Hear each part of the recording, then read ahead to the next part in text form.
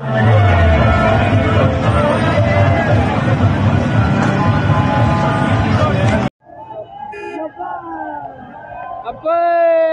मोहतरम क्रेन को चलाते हुए सुभान अल्लाह।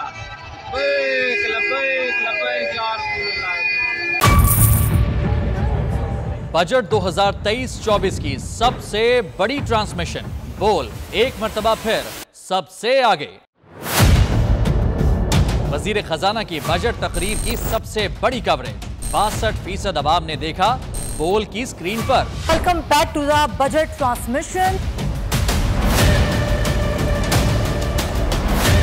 सबसे बड़े पैनलिस्ट और रिपोर्टर्स की बड़ी टीम ने बजट के लम्हे लम्हे की अपडेट से किया बाखबर अपनी आवाम को।